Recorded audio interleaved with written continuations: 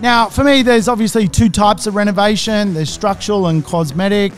I think you just want to have a passive plan and end up in a cosmetic place where we're not doing the development application.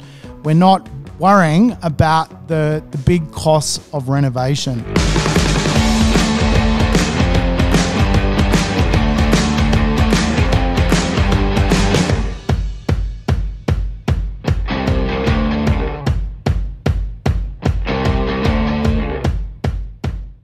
Welcome to the Urban Property Investor. I'm your host, Sam Saggers, here to help you crack the code of real estate wealth. Today's show is a code cracker. We're going to dig into being an armchair renovator and why certain properties today in a deteriorating dwelling marketplace absolutely are a bit of a no-go zone for investors who like to have a passive approach to owning real estate. I'm going to talk to you about renovation today.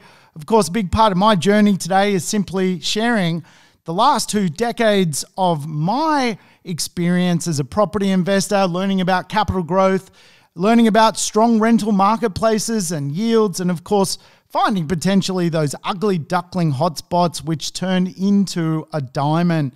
I really want to give you some great insights today. If it's the first time that you've joined me, I want to welcome you on board. I tell you what, there are some rules around really the urban property investor, and I think the biggest rule is play me in 1.5 speed. Get your life back. You don't need to listen to me and every single word in normal time. Yes, time is money, so get your time back. Play me in double speed. I don't sound like a chipmunk.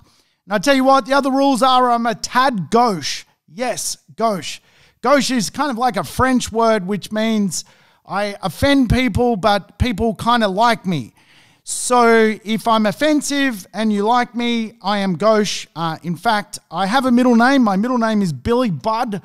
But really, if I was to have a word as a middle name, I would be Sam Gauche Saggers. So yes, if you find the show a little bit repugnant, but you love to keep listening, really that is because I am gauche.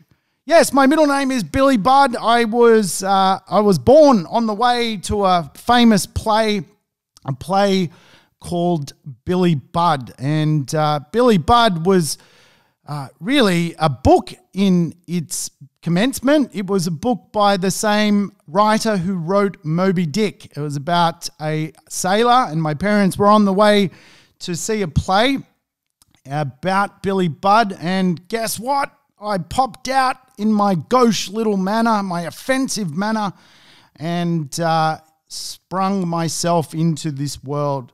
So my name is Sam Billy Budd Saggers. Thank you for joining me. And today we're going to cover some hot topics around the idea of renovating. And I tell you what, I think one of the biggest pitfalls right now in the real estate economy is much of the dwellings which are available for sale are becoming very subpar. Of course, Australia is an aging community, an aging marketplace of dwellings. And really, I want to help people understand renovation from a passive level, from literally sitting in your chair at home rather than necessarily doing the block and getting on the tools. So today we're going to talk about renovation.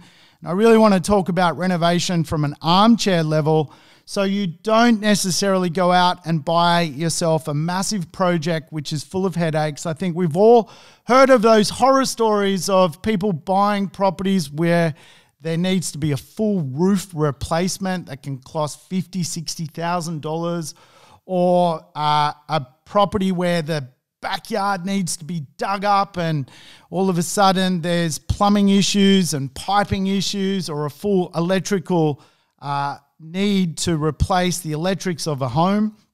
Renovations, despite what is often portrayed in the marketplace and on TV, are absolutely expensive. So I want to talk to you about how do we make money out of being a renovator and doing it at a cosmetic level as approach to a large full-scale attack on the real estate marketplaces. Now, the reason I really do talk about cosmetic renovation as opposed to large-scale renovation is I am completely useless as a tradesperson. The best I can do is probably waffle around Bunnings looking for a light globe as opposed to kicking down a wall and rebuilding it and adding extensions and bathrooms to properties. If you're one of those people who is capable of doing that, all power to you. Today's show is really designed for people who really aren't capable of doing that and would prefer to look at ideas around renovations which you can manage from home or even just get your property manager to do for you. Remember, large-scale renovations are things like properties which need a development application, maybe a building application, structural certificates, maybe some sustainable reporting certificates around the new green economy, and really a project, more like doing a small development, if anything. And because they are really larger to tackle, they need project timelines, they need feasibility costs. And of course, for the average property investor that is spending maybe $100,000 of cash, a lot of them become challenging to actually get involved in. What I'm going to talk about today is really at a cosmetic level, properties which you can add some paint to, which you can fire up and look pretty good, maybe spend $1 and get $2 back on your money, and can really be handled at a basic level for people to know that if they're going to own real estate, they have the capacity to also add some unique value along the way. Now, as you know, I teach the 4X growth plan. The 4X growth plan is just a simple plan that you go out, you buy a property which you can get at a good price. Potentially that's something where you're negotiating well, potentially something where you can, give yourself time to settle. You've got to work out how you're going to add value from day one, right?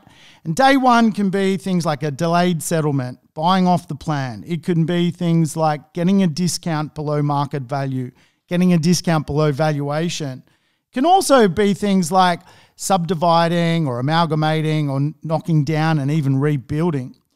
And in the beginning, you just want to work out how to feasibly make a little bit of money from your activity. Remember, when we, benchmark what a good result is in real estate, a good result in real estate is fundamentally your asset that you buy doubling in value in around sort of 15 years' time. So if you go out and spend, $600,000, it'd be great to come back in about 15 years' time, see that asset worth $1.2 million. So remember, the add value usually adds of buying well around 10% of this format. But then you've got other growth formats, things like locational growth, which is probably even more important than just adding some value. You can add value in a marketplace no one wants to live in and choose the wrong location, and you're off to a bad start. I always say this: you can renovate, subdivide, develop real estate, but you can never change its location. The second growth strategy is location. The third is the market. This year in 2021, the market is going gangbusters everywhere, so that we're going to get a lot of market growth. The fourth of the 4X growth plan is what I call behavioral growth, things that will transform the asset's appeal at a niche level. Things like, is the property in a good location so people can walk? Is the property elevated and maybe gets, a nice breeze? Is the property functional and gets very good livability score? Is the property connected to, a good third place designed around wellness? Does it score well? Behavioral growth. But actually the 4X growth plan, and how I've always used the 4X growth plan, actually leads to a fifth X. Yes, shock and awe, a fifth X. And for me, my properties that I buy, I am what you would call a 10-year renovator. In other words, the asset I buy today, I don't actually add value through renovation for around a decade. The reason I do that is I fundamentally, in my acquisition phase of building assets, don't want to put my money into a renovation without seeing a result of the real estate first. And what I mean by that is obviously renovation is capital intensive. It sucks your cash flow. And so if I can avoid renovating for 10 years, for me, that is a good use of my money, because I potentially, instead of renovating a property, can actually go out and buy a second or third or fourth property. And in my situation, went out and bought bucket loads of real estate. So if you can imagine, you start by buying well, choosing a great location, following a great marketplace, choosing a great behavior that influences your real estate. And then year 10, you come back to adding value to your real estate and going again. And for me, I've used this logic over and over and over again, because if I buy something really good today, in 10 years' time, it's going to have lost appeal. But if I can use the money I've already made out of the 4X growth plan in the beginning to pay for the renovation and then see more value added, well, for me, that is smart. I don't want to use my cash to renovate. I want to use my equity to renovate. And I'll explain a little bit more about that as we go. But I think today we have to be very careful of the very old real estate conversation. Quite often, I think it is portrayed that older real estate is, for some reason, so much more appealing in value than, say, a near new property or newer property. And whilst that is a general conversation or generic conversation, a lot of property is fundamentally past its best.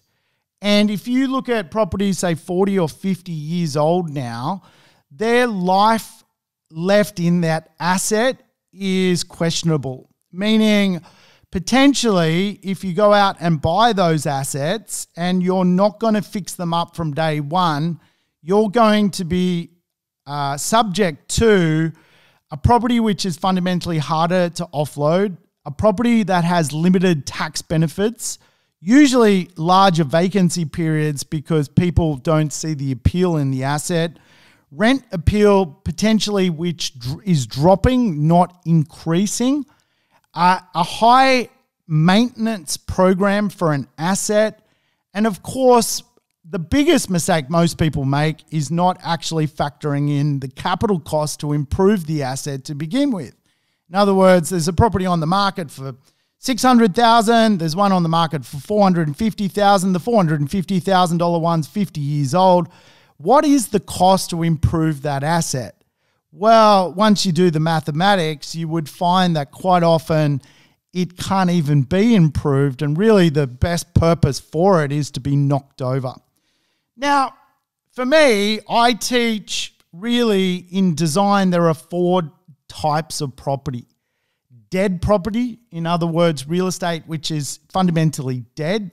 You cannot breathe life into it. You can't fix it. It's gone, right? And that dead real estate can be really good to buy, to knock down, to rebuild on top of and recycle. Then there is dying real estate. And I think too many property investors fall into the challenge of buying dying real estate. They don't realize there's capital costs, and with dying real estate, there is life support costs. You have to support the asset by fundamentally propping it up with constant repairs. You've got to feed the beast. As I have alluded to, this stuff becomes a real problem to building more wealth because you're fundamentally feeding a dying property as opposed to saving more to just go out and buy really good functional real estate.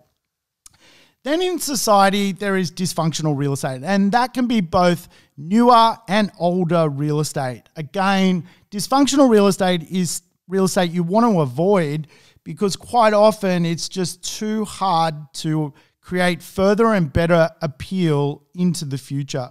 Today's show is about renovating as an armchair renovator. So we don't want to buy dead real estate to renovate in the future. If we're going to do the 10-year renovation program, which I'm fundamentally a massive fan on, you don't want to be buying dying real estate. And of course, you can't even renovate dysfunctional real estate. It is so dysfunctional. So we don't want to get involved in that. What we are looking for is really a desirable property which has some really good floor plans so that we don't have to come back in 10 years' time or whenever we choose to pull the trigger on a renovation to fundamentally throw lots of money at renovation. Now, here's the thing, right? If you were to look at the 5X growth plan, yes, the 5X growth plan, you've got property growth from buying well, location growth, market growth, behavioral growth. But then if we throw in renovation as a rebirth growth strategy, you can make a lot of money. And again, I'm a big advocate of sharing the 10-year renovation. Buy well, choose a good spot, get a great market, add some behavioral influences, and come back in 10 years. Now, I've done this over and over and over again with my portfolio. Remember, I don't want to use cash to renovate. I want to only renovate if my asset has gone up using the 4X growth plan to use that money to make more money. So if I look at some properties which I bought in the past and have gone down and renovated, I'll give you an example. I bought a property for $400,000 in 2007 in Dulwich Hill, Sydney. At the time, the property was worth around $480,000. I picked it up for $400,000. I used discount to buy the property. I just simply used my mouth to get a discount. That property I bought was well and truly secured. Dulwich Hill is about 6 kilometres from the CBD. And that property, as you can tell, I bought well. I got literally more or less about a 15% discount on the way in. So I bought with value. By 2011, that $400,000 property was worth $500,000.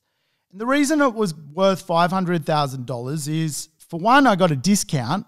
But secondly, the location started to become really popular. The light rail, for example, was being extended to Dulwich Hill, and that transport coming into that suburb was redefining the suburb. It was being redefined by the tram. And so all of a sudden I was getting location growth. The location was becoming more and more popular by virtue of really a urban rebirth. So 2007, got a discount. By 2011, I'd made $100,000. Remember, there was zero market growth by this point of the Sydney marketplace. There wasn't a booming market. It wasn't the market making me money. By 2016, though, the market had kicked into gear and that Dulwich Hill property had jumped up to around $750,000 in value. We had the Sydney property market boom, and that took the asset well and truly up in value. And of course, behaviorally, by around 2018, again, this ugly duckling suburb had become really popular, but also because my property was set right on top of a park, behavioral growth, lots of people living in a city, all of a sudden the idea of being able to walk to coffee shops and walk to beautiful parks was becoming a thing, because as a suburb starts to get real demand, all of a sudden streets get more demand, and of course properties and their location start to be worth more because people go, well, that side of the street's got the park, that side of the street's got the behaviour, I want to live over there. By 2018, that $400,000 asset in 2007 was now doubled in value. It was worth about $825,000. But what we were starting to see in 2018, brand new properties were being constructed nearby in the same suburb, and 2 bedrooms were fundamentally being sold for around $1 million. Now, those brand new 2 bedrooms were fundamentally much nicer inside than the asset I had bought in 2007. So as you can imagine, my asset is now starting to fall behind. It's not the first one to be rented. It's a bit of an ugly duckling. It needs some love and attention. However, what we do know is between an older second-hand property and a brand new property now, there is around a $200,000 difference. So how do I make up the ground on the brand new asset? Well, fundamentally, I probably never can. But for me, I went out and I spent around $30,000, new paint, new kitchen, cupboards,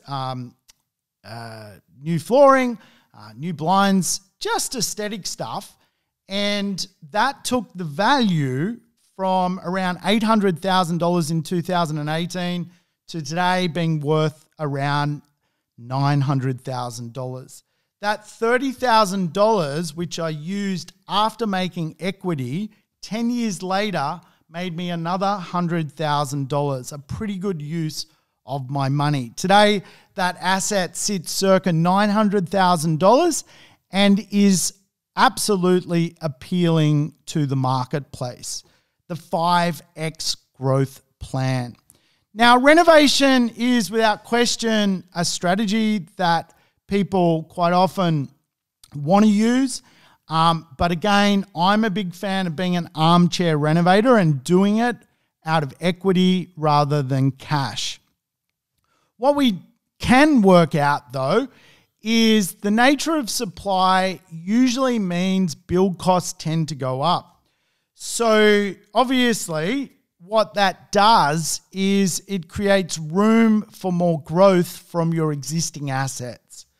Now, again, I think a lot of property investors miss this one, and you might own 3 properties already and be wondering, how the hell am I going to save or get equity out of those assets? Well, the reality is there's potentially equity in what you already own. So you, as a property investor, just need to understand that right now there is a massive upgrade movement occurring in the marketplace. And if your assets relate to what people want, certainly you could be able to extract equity out of it. We are seeing a real exchange of demand at the moment. Upgraders want a better home and will rent or buy a better home if it's well designed. Downsizers don't want to downsize to a weird, creepy place. They want to downsize to something functional, something really nice designed. And that's why you're seeing downsizers pay $1, $2, $3, $4 million sometimes for a beautiful 3 or 4 bedroom apartment. You know, they're downsizing to some nice stuff. They've made a lot of money out of the real estate economy and are spending it. You're seeing first home buyers actually be socially engineered to go and buy brand new. Again, everyone is looking for functionality and something modern, and most supply is rubbish. 75% of real estate is needs to be demolished, or is decomposing or dying, or fundamentally dysfunctional. And again, I think if you drive around most streets of Australia right now, there are tradies upgrading lots of properties at the moment from this very decomposing marketplace. And what's so staggering about that, those renovations are fundamentally massive. They're a massive cost. And again, this is where I think future capital costs are something that a lot of property investors fail to recognize. And they enter this kind of mindset that they'd rather be a slumlord than a landlord. Now, I can tell you, I am both a slumlord and a landlord, and there is a big difference. I own one slum and I constantly need to make sure it's upgraded. I'm constantly fixing things. Tenants never stay for a very long period of time because they hate the slum. And then I'm a landlord, and I've had literally the same tenants in some assets for over a decade because they just love the property and that it's really functional and doesn't have ongoing problems. So how do you work out kind of like future capital costs for an asset? Well, it is a little bit confusing, and I just have my rule of thumb, which I call the 10-30 plan, and I'll explain the 10-30 plan. Basically, every 10, assuming you're buying an investment, and I will caveat this, if you're buying multi-million-dollar properties, the renovations can be extreme, right? People drop $1 million renovating homes around Australia. So again, assuming most listeners are probably buying a $500,000, $600,000, $700,000 asset, not a $2 million home that needs a $1 million upgrade. Assuming we're talking along those lines, I teach the 10-30 plan.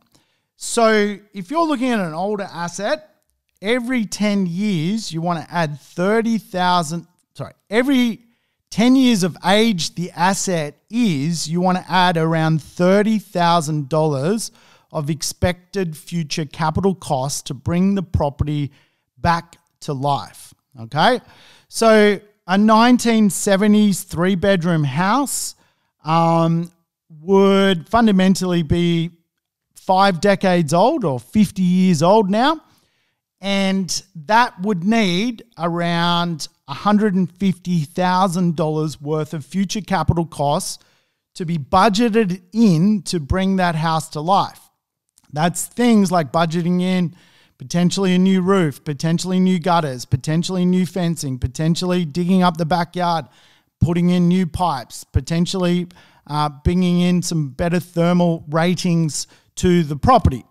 So again, like quite often we have this kind of notion in our head, we buy the 1970s property and all we need to do is give it a lick of paint and, get a flat pack kitchen from Bunnings and, away we go.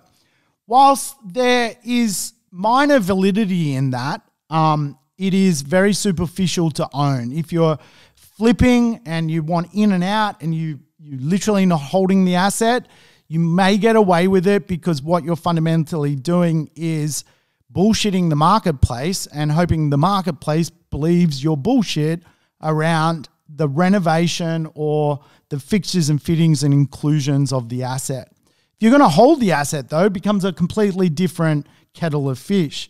So for every 10 years, at about $30,000 worth of capital costs, a 1970s property has around $150,000 worth of capital costs.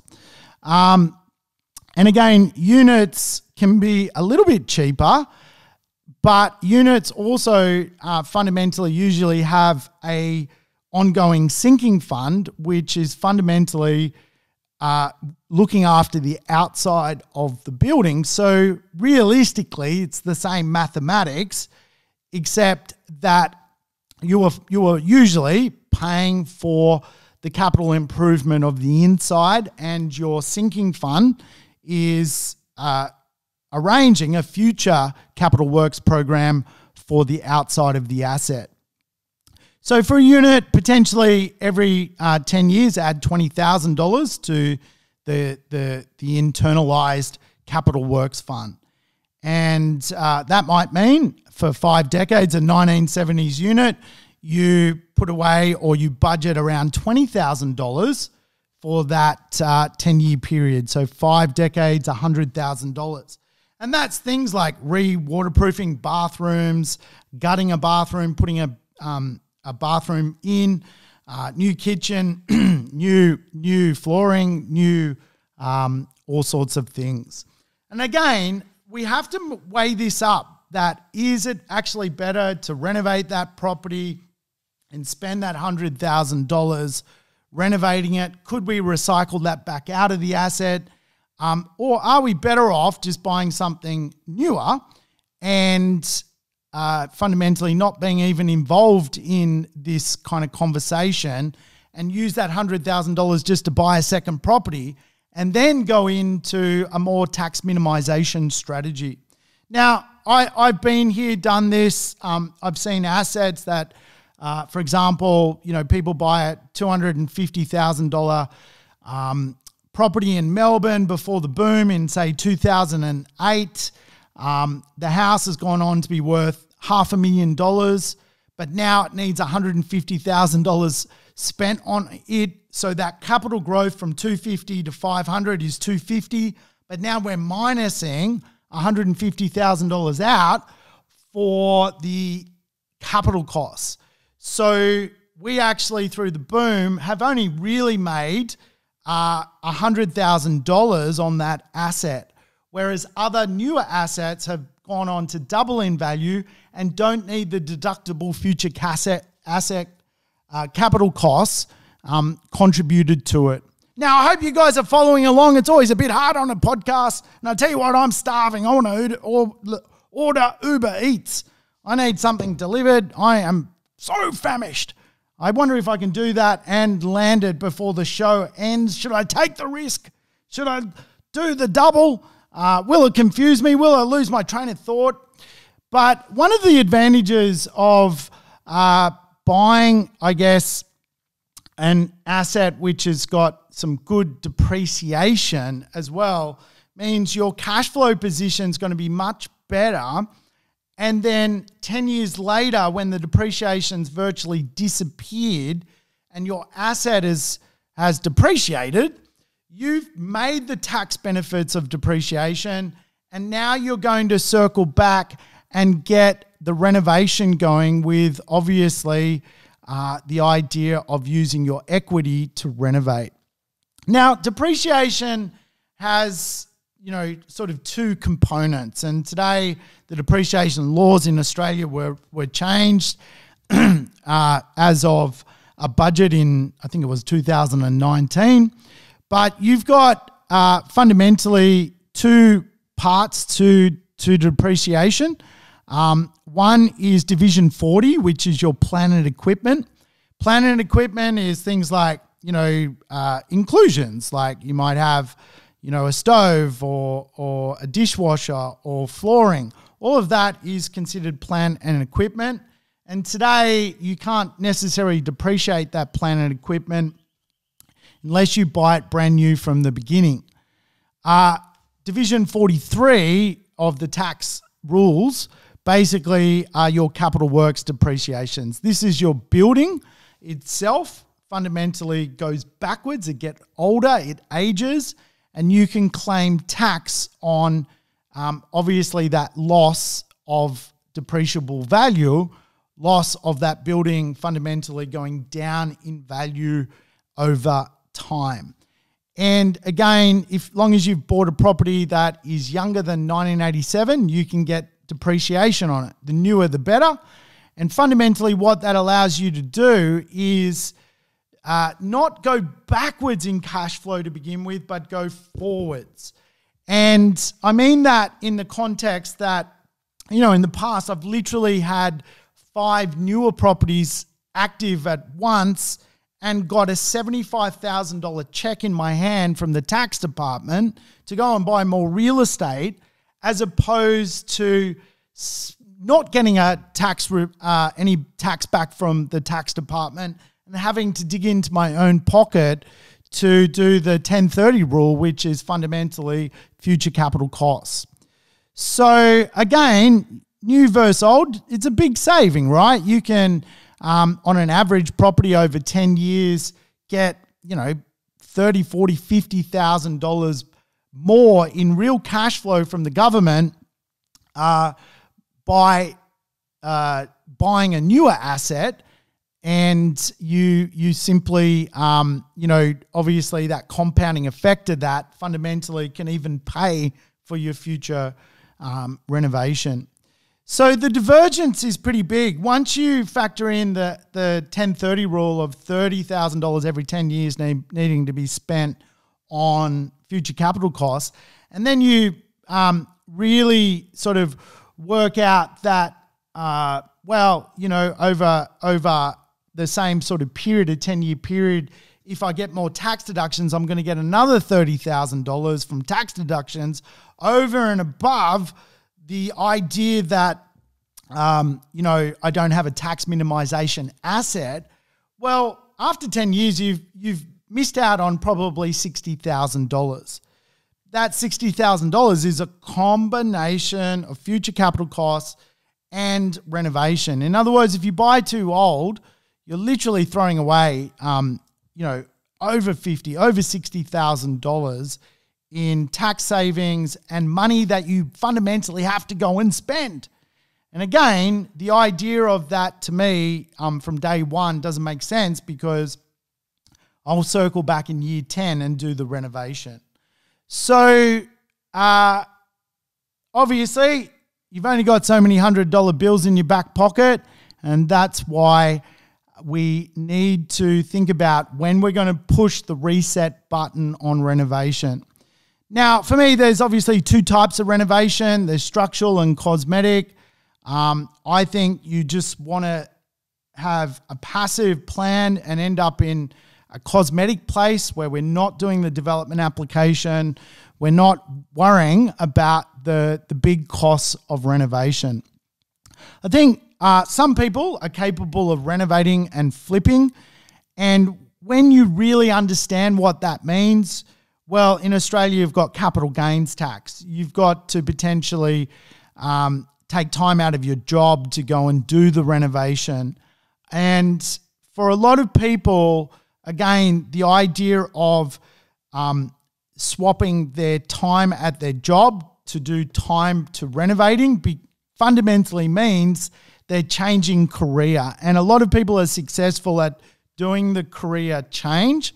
The only caveat to that is obviously borrowing money becomes a bit of an issue as well if you're going to transform from your day job to a full-time renovation, is where you can do renovating flips, and that's where you're spending your labor rather than paying for labor to make renovation at a flip level stack up.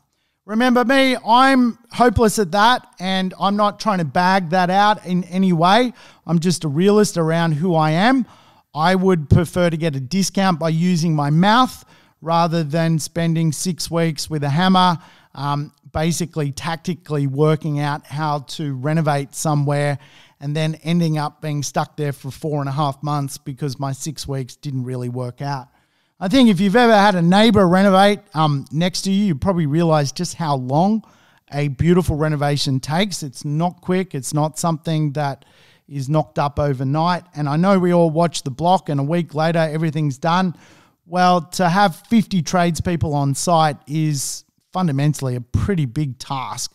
And as we know, pulling tradespeople together is tricky at the best of the times. I think it's important to maybe think about the idea of cosmetic renovation for the 5X growth plan. I think cosmetics is all about the idea of rejuvenation. If you look at my example, I fundamentally went through the rejuvenation concept rather than tackling a renovation to begin with. I actually personally prefer knockdown rebuilds as a technique to end up doing a project as opposed to a structural renovation. And I mean, I have seen, so many people walk into hazards when it comes to development renovations. There's no real solid starting point. Architectural plans need to be drafted up. Possible building code issues need to be thought through. Cost blowouts need to be thought through. Structural integrity of old buildings need to be kind of thought out. You've got hazardous materials which are quite often in older homes which are not currently suitable for newer homes. You've got environmental sustainability issues around older properties that also need to be thought through. Also, quite often, old properties have layout control issues where They're not functional. The floor plans in 1970 are not what people use today. So again, I think structural renovation is a real art form. Some people certainly can do it, but they're tackling $3 million properties, not $300,000 properties. And this is where I think quite often we get blindsided with cheaper assets where there is little possibility of fixing them. Yes, the architecturally significant Edwardian home has potential to create money, but I don't see too many investors popping down to the multi-million dollar market buying them. So let's move on from that thought. If you like the idea of knockdown rebuild, for me, that's a better renovation strategy because you've got proper starting points. You've got the ability to design a property from the get-go as opposed to fundamentally trying to work it out on the fly. And I've seen people spend so much money on flawed assets just in architectural plans alone, where even the architects are, they'll take your money, but they're like shaking their head like this thing's just impossible to fix. So I think with real estate, you need to also own real estate where there's future equity growth and future rental growth. Quite often doing a renovation at a cosmetic level is really about the future rental uplift as much as the future capital growth uplift. And again, as a property investor, I find that circling back after 10 years really does allow you to renovate, but also lift your rents up to a much superior standard. And a $30,000 renovation can quite often lead to a $5,000 to $10,000 rent increase for your assets. The rental effect is even more important than that. It's the attraction of better tenants, limited vacancy period, wealthier tenants who can sustain better rent increases, and less justification for not putting the rent up.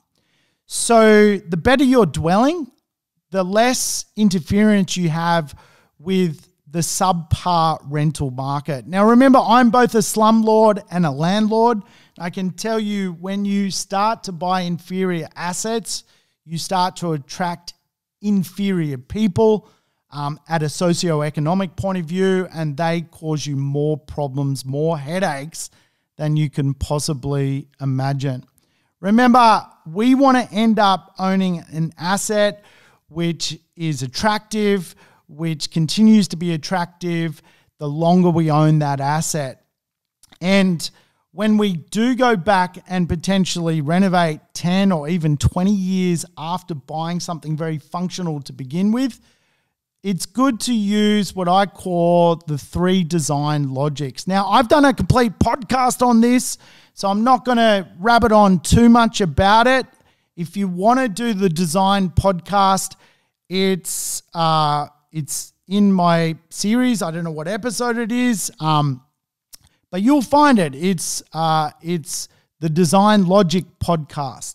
Now, one thing, if you are a new listener, all my podcasts are fundamentally real estate lessons.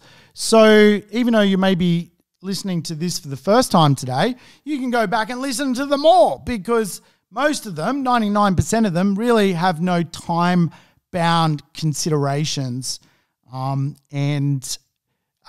Thus, you can listen to the design logic. But there are 3 design logics, just to quickly touch on it. Functional design logic, behavioral design logic, and reflective design logic. And again, reflective design logic just works on the concept that if a property is designed where people see themselves in it, they get this reflection that makes them feel very good. Now, reflective design logic is quite often seen in brands. Like we end up buying a Rolex watch because it makes us feel good about ourselves. Again, reflective design logic in renovations are all about making people feel like they are going to get a better image. And that's where better flooring, better kitchens, splashbacks, all of this. When people invite people over to their home, people go, oh, wow, I love your reflective energy. I love what you've done with the place. You guys are so cool. Reflective design logic is how properties end up being sold for more. Behavioral design logic is just the idea that if a renovation or a property has a behavior in it, it can attract more value. Now, a simple behavior is having a bath.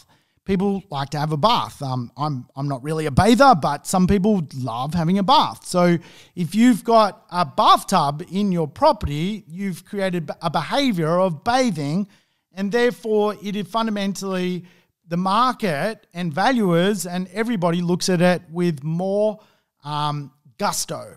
Behavioral design logic. If you've got a behavior that creates an action, it's going to make your property worth more. And again, as we renovate, we want reflective design in our renovations, behavioral design in our renovations, and functional design. Functional design is just good floor plans, good flow. And again, I've done a podcast on functional design.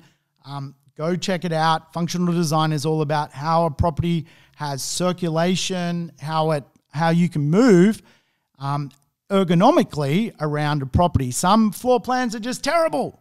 You can't fix them. Some floor plans are just great and you can continue to layer on value year after year after year. Behavioral design, I love little things like creating a breakfast bar. It's cheap, it's cheerful, and it adds the behavior of having breakfast at a little bar. Again, behavioral design logic. Remember, most home buyers today in 2021 want great designs, light interiors, functional kitchens, designer-style bathrooms, behavioral design in the bathrooms, outdoor entertainment, things like bigger balconies, bigger decks, or breakfast bars, things to feel really cool around the property. And you've got even the new economy coming into play, things like smart homes, environmental reduction techniques on renovation. And these things are really transforming what it means to own real estate today. So as an armchair investor, as an armchair renovator, I'm very pro using the 10-30 rule. I think particularly if you end up buying newer properties, you don't really need to even renovate for the first 10 years. You can skip year 10 quite often and come back in year 20. And that means in year 20, your renovation's going to be anywhere from $30,000 to $60,000 for a house, or $20,000 to $40,000 for an apartment.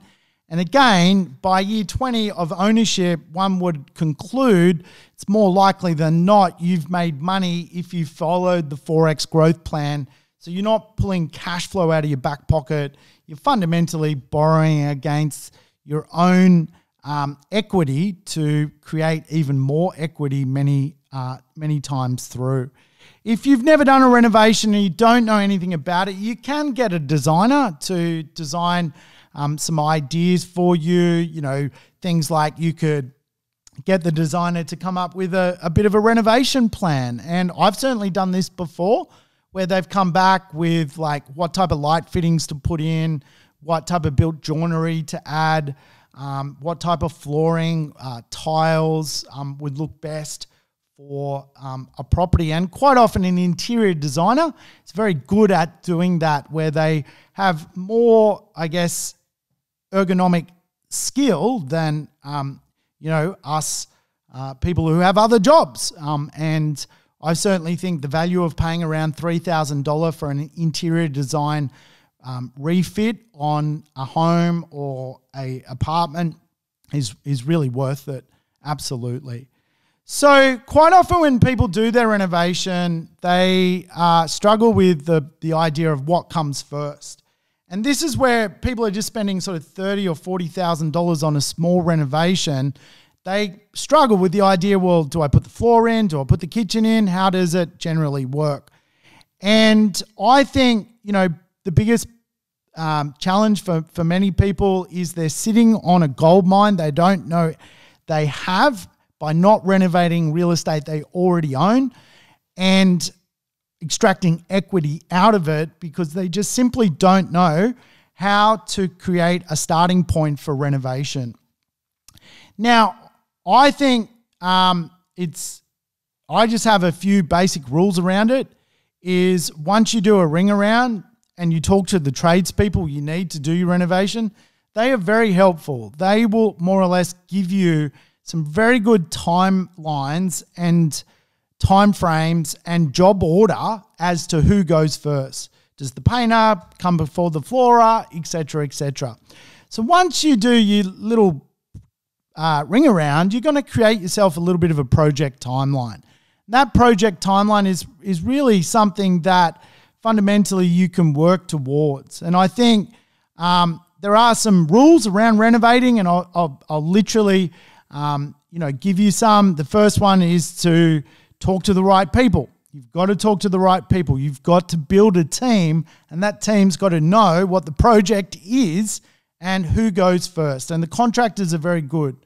The second rule is, use insurance, the right contractors. Now, there's a temptation, obviously, to use unimproved contractors, and quite often this just becomes a bit of a nightmare because they're doing things on the cheap. You want the right trades, and particularly, obviously, in this day and age with so many people always getting, in trouble from being sued and so forth, that you've got trades with the appropriate licenses. And after you do the renovation, you want to be able to make sure your maths and so forth are appropriate, that you're not using cash, but you're also getting an equity return or a rental uplift return. One of the two. I will renovate even if I can get $10,000 a year extra and it costs me $30,000 to do it. That's a 3-year pay down of that investment. And then year 4, it's total profit. But of course, I am dragging a better person to my asset and pushing my rental return up. Quite often when you push your rents up, your capital value of your asset also increases. So as a renovator, again, you want to avoid money pits, things like gutters, fencing, roof repairs, floor leveling, plaster, plumbing, foundations, wiring, pest damage.